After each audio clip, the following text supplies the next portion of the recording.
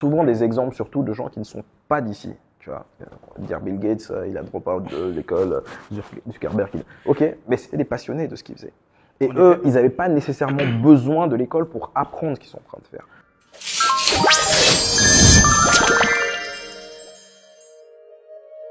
Salut à tous, Captain Mali encore pour vous. Re-bienvenue dans un autre escapade avec aujourd'hui un bon grand frère qui n'a pas du tout rechigné avant d'être sur le plateau et vous vous étonnez qu'il est super occupé. Vous allez le découvrir tout de suite. Il s'appelle Adou. Moi, je l'appelle Adou. Il va se présenter. Salut Captain, Mamadou Issabré. Ouais, j'ai 20 000 surnoms divers et variés, dont le plus connu est peut-être Adou. Donc Mamadou Issabré, je suis franco-malien, habitant à Bamako.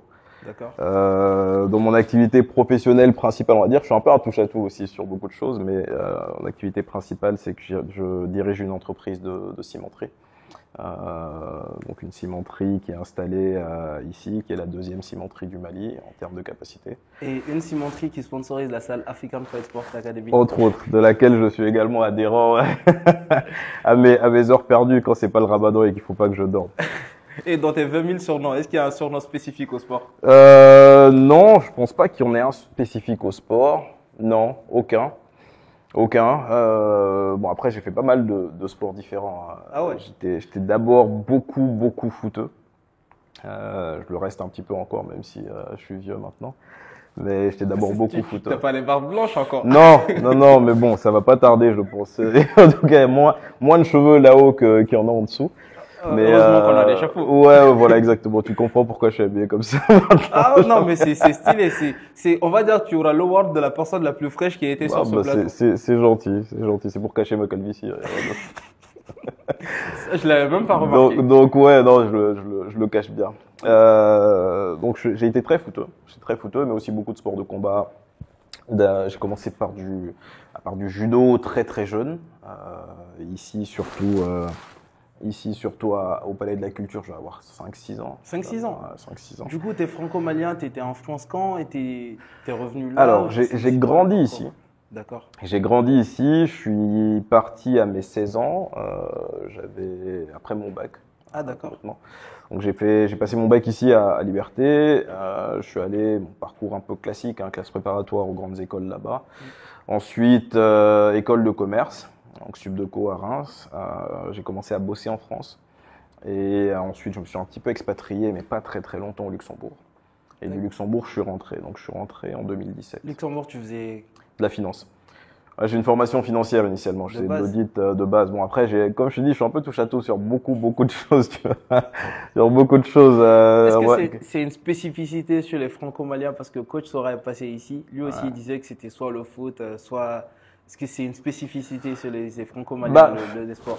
Coach Sora, il a un parcours relativement différent parce que lui a passé plus de temps en fait d'abord en France que moi. Moi j'ai grandi ici littéralement, je suis né, j'ai grandi ici et ensuite je suis parti là-bas, j'ai passé 11 ans, 12 ans en France avant de rentrer. Je sais pas si c'est une spécificité, c'est peut-être une spécificité de moi parce que je suis quelqu'un de peut-être dispersé, tu vois, c'est pas nécessairement une bonne chose. Initialement, comme je te disais, j'avais fait un parcours en finance. En spécialisant, j'ai fait un Master of Science en finance en école de commerce. Et puis après, j'ai passé divers diplômes, dont un qui est assez anecdotique pour en parler, c'est que en 2019, en plein Covid. En plein Covid? En plein Covid, je sais pas. Parfois, j'ai des idées fixes. Je suis quelqu'un de très têtu. Attends, tu as des idées fixes ou tu as des Non, parfois j'ai des idées fixes sur des choses spécifiques. Je peux être très dispersé. D'accord. Et sur une chose spécifique, je vais me mettre. Idée fixe, c'est la bonne manière de dire têtu. C'est pas autre chose.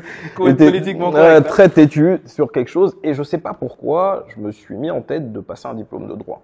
J'en ai pas nécessairement besoin, je l'utilise pas nécessairement au quotidien. C'est bien pour la gymnastique intellectuelle en elle-même, c'est bien d'utiliser la méthode de pensée du droit dans mon boulot, parce que j'ai besoin d'avoir une vision globale sur un certain nombre de choses. Mais le droit en lui-même, en réalité, le diplôme de droit en lui-même, il va pas m'aider. Tu vois. Ce qui s'est passé, c'est que Je tournais, je sais pas si tu connais l'université Panthéon-Assas en France. L'université Panthéon, elle est assez réputée. Au début, je savais pas. Au début, moi, j'étais pas au courant. Moi, je suis passé, je me suis dit, tiens, ce serait bien de passer un diplôme de droit, tu vois. Et je me promène, je tape diplôme de droit, je tombe sur le site de Panthéon-Assas. Je savais pas que c'était la meilleure université de droit de France, moi, initialement. Et tu vas voir, c'est de pire en pire. Quand je vais sur le site, je regarde, et ils offraient des capacités de passer le diplôme en ligne. Tu vois, j'étais ici, je bossais. D'accord. J'étais DAF dans une entreprise de la place. Développeur? Ah, DAF. DAF, ouais, dans une entreprise ici. Et je me suis dit, bon, écoute, si je peux le passer en ligne, je vais essayer de le passer. Mais contrairement à quelqu'un qui ferait les choses normalement, j'avais jamais fait de droit de ma vie. J'en avais fait peut-être 3 jours. Attends, moi j'ai une question. Dis-moi. À quel moment, quand tu t'ennuies, les gens ont fait du sport pendant le Covid, les gens Ouais. ont fait des vidéos, les gens ont monté des entreprises. Et jongler avec du papier toilette. Les gens ouais. Il y a des gens aussi que je découvre qui passent des diplômes. Ouais, Pour s'amuser. bah Pour au début c'était s'amuser. amusant, hein. Pendant c'était bien moins amusant. L'idée était bien. Après sur le moment, comme je t'ai dit, je suis très têtu. Donc ce qui m'a fait tenir, très honnêtement, c'est juste le fait d'être têtu. Et je me suis inscrit. Et encore une fois, je sais pas pourquoi, je me suis dit, écoute, tant qu'à faire, inscris-toi en 3e année directement. Inscris-toi en L3 directement du machin. Donc, ça avait l'air logique sur le moment. Après, Sur le moment, ça avait l'air les logique. bases de droit. Sur le moment, j'avais fait 3 jours de droit de toute ma vie. Ok, 3 jours, ça a compté pour 3 ans. Oui, toi, pour moi, finalement. je me suis dit, bon, ça va le faire. C'est pas une très bonne idée au début. Je me suis dit, écoute, t'as jamais fait de droit, on te donne la possibilité de t'inscrire potentiellement dans n'importe quelle année, tu vois. D'accord. Si tu t'inscris en L3, et si ça fonctionne pas, en réalité, tu n'auras pas perdu grand-chose comme temps. C'est pas un diplôme dont tu as forcément besoin, tu as déjà ton diplôme pour bosser, tu n'auras pas perdu grand-chose comme temps, et c'est un pari où le risk-reward, en réalité, est dans ton sens, en fait. Ouais, d'accord. Donc je me suis dit, bon, écoute, je vais m'inscrire en L3. Quand je me suis inscrit, c'est sur dossier Panthéon-Assas d'ailleurs. Je me suis inscrit, j'ai envoyé le dossier, lettre de motivation, CV, tout ça. Ok. Ils m'ont appelé. Tu étais sûr de te faire prendre? Ils m'ont dit, non, ils m'ont appelé. Ils m'ont dit, vous êtes sûr de ce que vous avez fait? Parce qu'on a parcouru votre CV, on voit pas de droit dessus. Tu vois, on voit finance, etc., audit, mais on voit pas de droit sur votre CV. Je dis, ouais, je suis sûr. Je dis, bah, si vous me laissez rentrer, bah, il y aura Tu aucun avais problème, déjà tu vois. combien d'années dans le monde professionnel? J'ai commencé à bosser, mon premier contrat, c'était en 2012. Et du coup, ça faisait 7 ans que je bossais. D'accord. Ça faisait 7 ans que je bossais. Donc c'était un master professionnel en droit que tu voulais? Ouais, c'était plus faire juste un diplôme en droit, concrètement. Juste avoir un diplôme, histoire de me dire j'ai réussi à le faire, tu vois. Ok. Et du coup, je me suis inscrit en L3, ils m'ont accepté en L3. La première semaine, je me suis dit, tu fais une grosse connerie. Et puis au final, c'est passé. Au final, j'ai réussi à avoir le diplôme ric-rac quand même, mais... Combien de temps? En un an. Un diplôme de master? Diplôme, une licence. Une licence? Une licence de droit, En une année? ouais. Ouais, en un an. Je veux dire, je me dis, je comprends pas en fait, je bug là. Normalement, il te faut 3 ans pour avoir la licence. Justement. Logiquement. Bon, eux, ils me donnaient la possibilité de m'inscrire en L3 directement et de Ouais. sauter la L1 et la L2. Ok. Je me suis dit, pourquoi pas, ça peut être c'est un pari. C'est un pari, je veux bien le tenter, tu vois. Et au final, c'est passé. Attends, Au final, c'est passé. ce que je veux comprendre, cette mentalité-là, Ouais. tu l'appliques dans tout? J'essaye de faire en sorte de me dire, il y a 2 choses.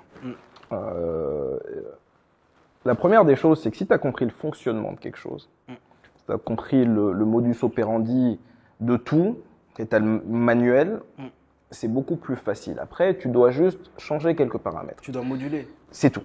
D'accord. Sur l'éducation nationale française, en l'occurrence, je dis pas que j'ai compris le manuel dans son intégralité, mais je vois à peu près ce qui est attendu de toi. Tu vois, ce qui va être très différent de l'éducation nationale dans d'autres pays.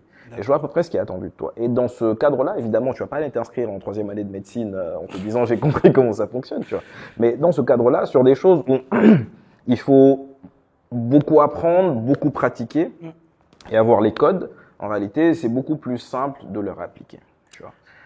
Je me dis, pour toi, c'est quoi la différence entre les codes ici au Mali pour avoir fait le bac ici et en France?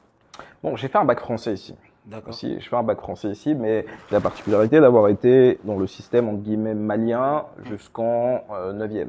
J'ai D'accord. passé mon DF à Castor. En Castor? fait, donc j'ai fait de ma première année jusqu'à la 9e année à Castor. Ok. La différence primaire que tu vas y avoir, c'est que d'abord, et ça je pense que beaucoup de gens te le diront qui ont pratiqué les deux systèmes, surtout ceux qui ont pratiqué jusqu'au bac et qui Ok. ensuite sont allés faire un système en France, c'est qu'on est très axé sur le système entre guillemets malien, sur le côté pratique et scientifique de la chose. Ok.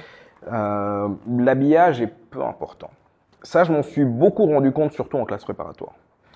Quand tu arrives en classe préparatoire, si tu vois le système des classes préparatoires françaises, c'est normalement sur dossier. Tu as environ 3000 candidats Ok. et tu as 30 places pour la classe. On est le même. Tu as 3000 candidats pour 30 Pour places. 30 places. Hyper compétitif, ça. C'est relativement compétitif. Et donc, ce qui arrive généralement, c'est que tu as des gens qui étaient quand même bons à l'école avant d'arriver. Je devais avoir dans ma classe quand je suis arrivé peut-être une dizaine de mentions très bien, 2 ou 3 mentions excellents sur du bac français là-bas, tu vois, D'accord. de gens qui étaient avec moi. Le premier contrôle de maths qu'on fait, donc c'est des gens qui ont fait des bacs scientifiques tous, donc qui étaient relativement bons en maths quand même, qui D'accord. ont eu des 19, des 20 au bac en maths. Wow. Le premier contrôle qu'on fait, la meilleure note était de 5. La meilleure note était de 5, pourquoi? Parce que le prof, ce qu'il nous a dit derrière, et notre prof en l'occurrence c'était aussi un champion de Scrabble, champion de France de Scrabble, champion d'échecs régional, qui avait gagné des chiffres et des lettres. Il faisait beaucoup de gymnastique, lui. Il faisait pas mal de choses en même temps. Il était très chiffré des lettres. D'ailleurs, il a fait l'émission, il l'a gagné un certain Les nombre de chiffres et fois. les lettres? Ouais, il a fait, je te montrerai après. Il a fait l'émission, il l'a gagné un certain nombre de fois, et puis après, il en a eu marre, il s'est barré. Mais ce qu'il nous disait, c'est qu'il faut à la fois la forme et le fond sur les choses. On sait que vous êtes bon en maths. Vous êtes tous venus ici en étant très bons en maths, sinon on vous aurait pas sélectionné. Maintenant, il faut que vous soyez en capacité de démontrer à quelqu'un quel est le cheminement logique qui vous a amené là. Ce que je vous demande, c'est pas de savoir ce que c'est une intervalle. C'est pas de faire des fonctions logarithmiques et de savoir comment ça fonctionne. C'est de pouvoir tirer la quintessence et la logique de ces choses-là. Et ça, c'est la spécificité, entre guillemets. Ça peut être une critique que certains vont porter sur le système français en disant c'est beaucoup trop dans l'habillage et dans la forme des choses. Mais c'est une des spécificités que tu as dans le système français en l'occurrence. Et c'est un des codes qui, si tu l'as compris, et notamment sur du droit, où le fond est important, mais la forme l'est tout autant, voire plus, si tu l'as compris, tu arrives à naviguer dans le système beaucoup plus simplement.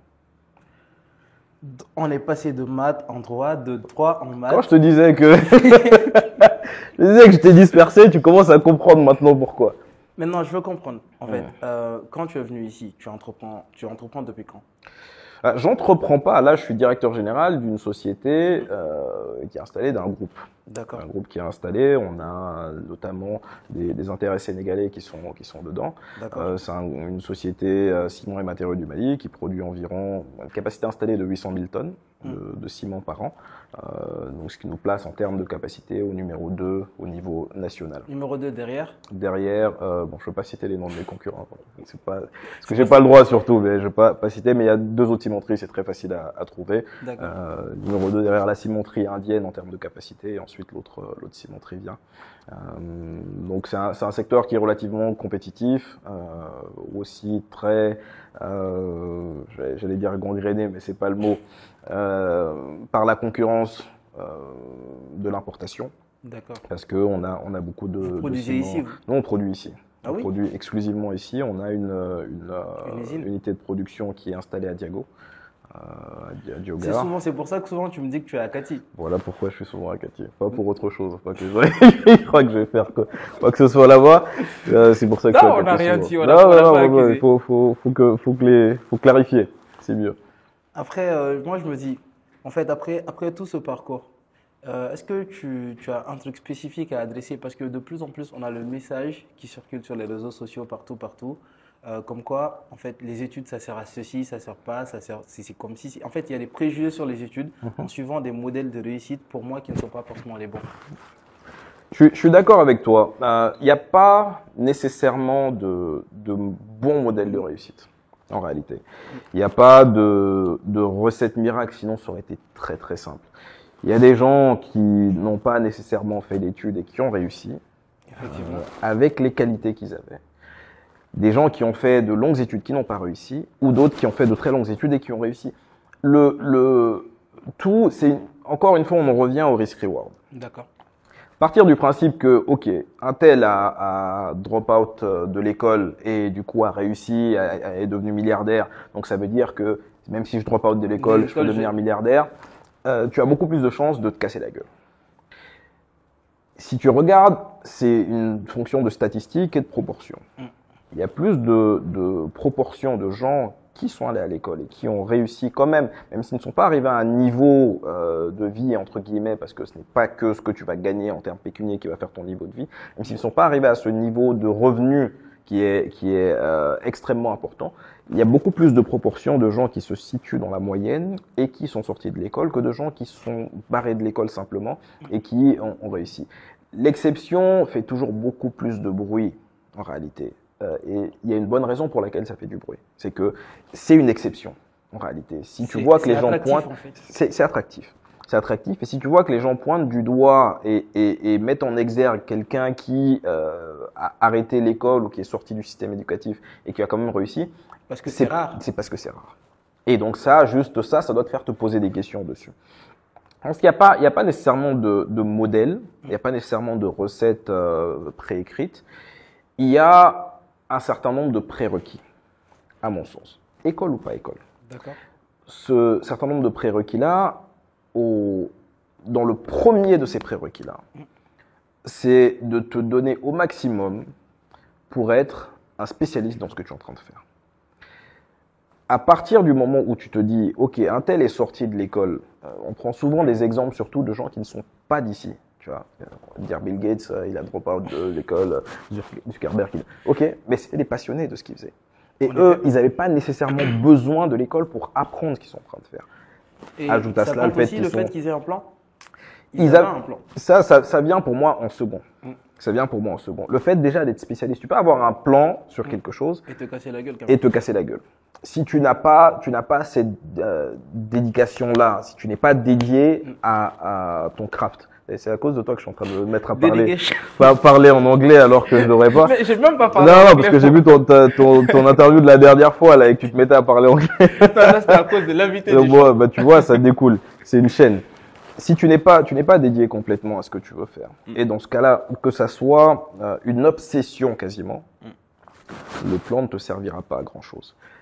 Une fois que tu as cette obsession-là et que tu te spécialises et que tu en fais un mode de vie, derrière, il te faut un plan, obligatoirement. Si tu vas dans tous les sens, je dis souvent aux gens beaucoup plus jeunes que moi avec qui je discute,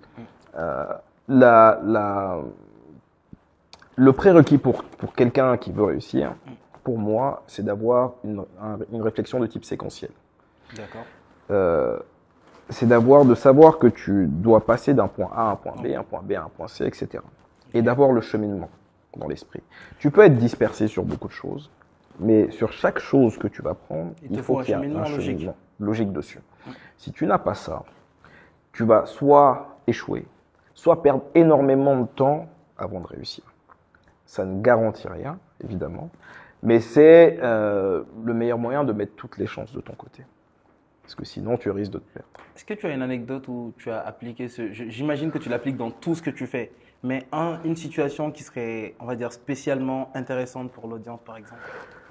J'ai pas d'anecdote comme ça en tête. Et comme tu l'as dit, effectivement, je l'applique dans absolument tout ce que je fais. Je suis un féru de lecture. Tu vois, donc je vais piquer une anecdote à quelqu'un plutôt. D'accord. Un philosophe grec, Socrate. Okay. Socrate, ce qu'il a fait, enfin Socrate ou Platon en l'occurrence, que c'est Platon qui rapporte, c'est sur l'esclave. Il a pris comme exemple avec l'esclave, c'est de dire, il veut démontrer que n'importe qui, lorsque tu mets la logique derrière les choses et que tu fais les choses de manière séquentielle, il y a beaucoup d'autres choses derrière, hein, mais ça c'est un des aspects que je veux mettre en lumière, arrive à démontrer des théorèmes compliqués. Tu n'as pas nécessairement besoin de venir, parce qu'il y avait une espèce de ségrégation au niveau de la société grecque.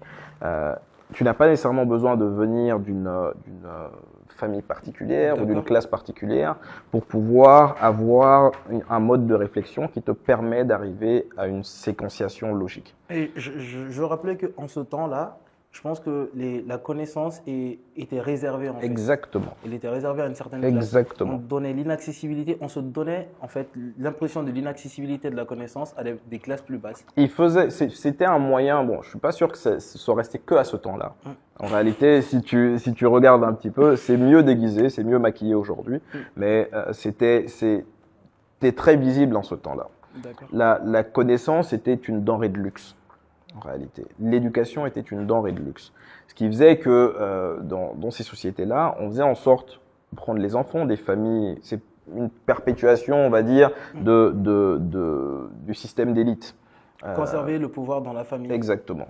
Donc de garder cette élite-là et de faire en sorte que le pouvoir et la réflexion qui mène au pouvoir soient gardés dans un cercle relativement fermé. Donc ce qui fait que lui, à l'encontre de quoi il allait, c'était de démontrer qu'il y avait pas, c'était pas génétique, que c'était pas quelque chose qui était lié à tes gènes, à ta descendance, à quoi que ce soit.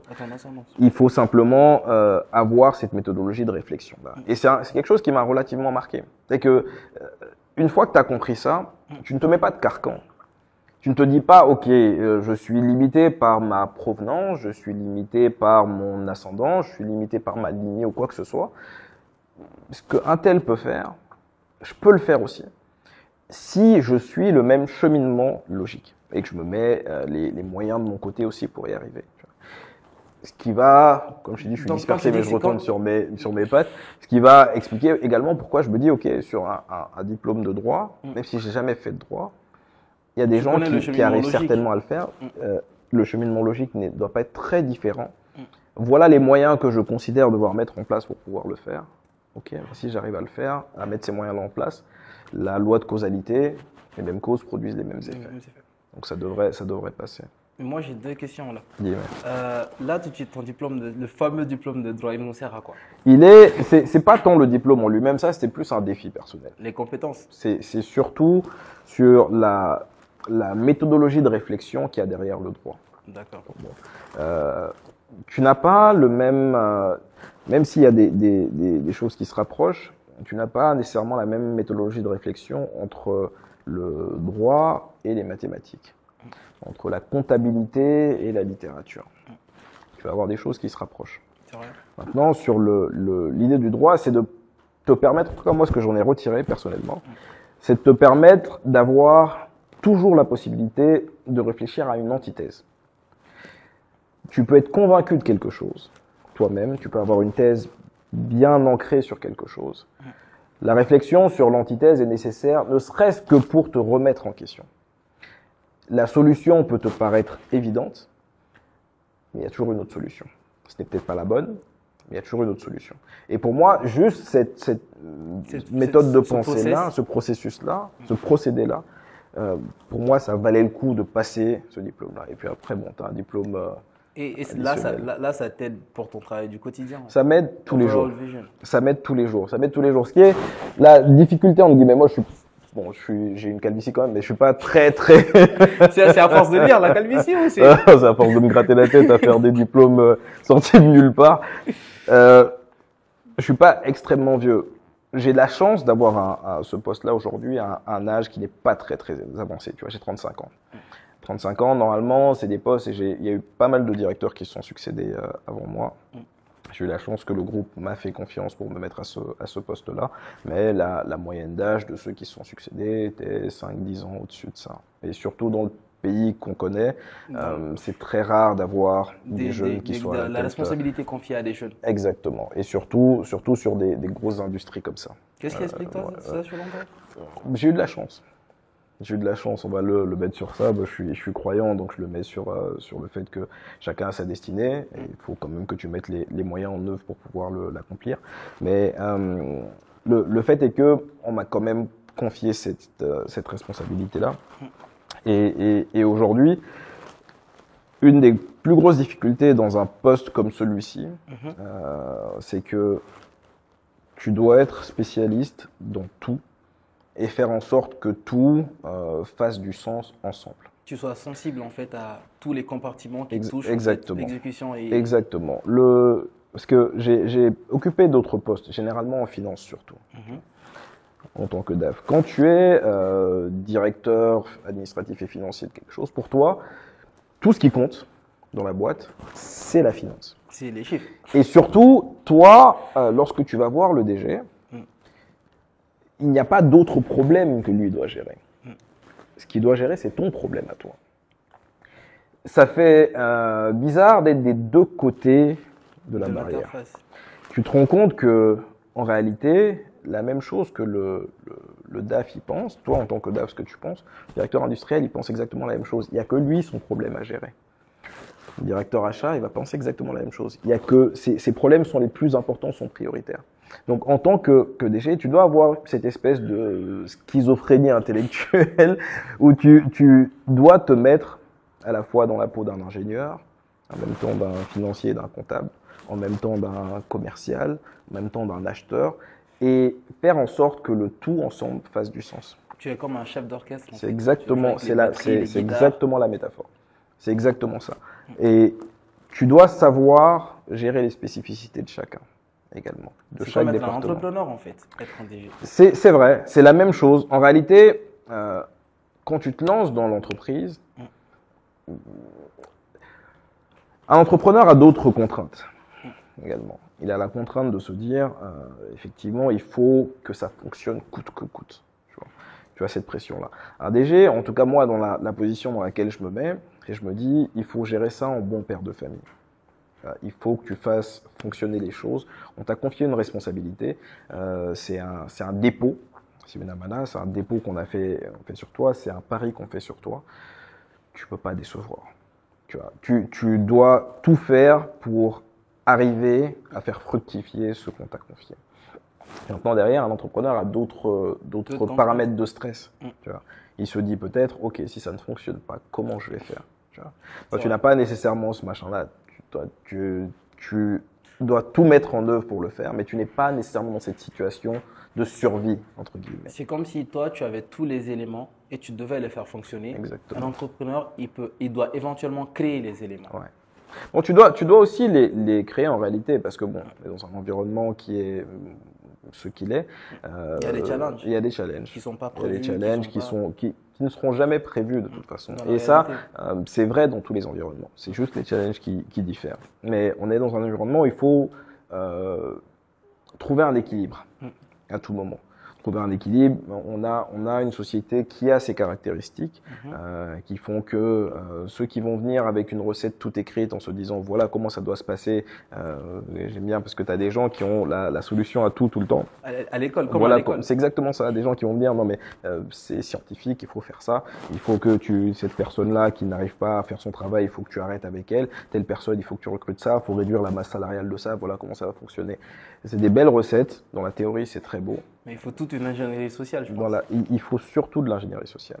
Et ce que je dis souvent aux gens qui me posent la question, le jour où ils vont arriver à ce poste-là, et je leur souhaite, qu'est-ce qu'il faut prioriser? Il faut prioriser le fait de faire des priorités de tout. Tout est une priorité et en même temps, tout doit être hiérarchisé. C'est pour ça qu'il y a une certaine schizophrénie dedans. Tu dois considérer une priorité de tout, hein, ça fait que c'est exactement ça. C'est un contresens monumental, mais qui ne fait du sens que lorsque tu te retrouves dans ce poste-là. Et vraiment, tu dois hiérarchiser en mettant tout au numéro 1. Donc c'est quelque chose d'assez compliqué, mais c'est la beauté du challenge aussi. C'est la beauté du challenge. Je crois qu'on a beaucoup parlé de tout ce qui est, on va dire, boulot. Ouais. En fait, moi, je te vois très souvent en conférence avec le micro. Ouais. Très souvent, tu penses même que tu as passé la nuit à parler. C'est une grande gueule. On va mettre ça comme ça. Ça m'a beaucoup rappelé un ami, je suis sûr qu'il va regarder, je pense qu'il te connaît mais de loin. Il dit souvent, je lui ai demandé un jour, j'ai dit, mais Kourechi, tu fais quoi comme travail? Il me dit, en gros, je parle et les gens applaudissent. Ouais. Donc si C'est j'ai parlé très bizarre. et j'ai applaudi, les gens, j'ai bien fait mon boulot. C'est très Et bizarre. si les gens n'ont pas applaudi, c'est que j'ai mal fait mon boulot. Ah, c'est très bizarre de te dire que des gens viennent t'écouter, tu vois. Mais bon, en réalité, comme je te disais, j'aime bien toucher un petit peu à tout. D'accord.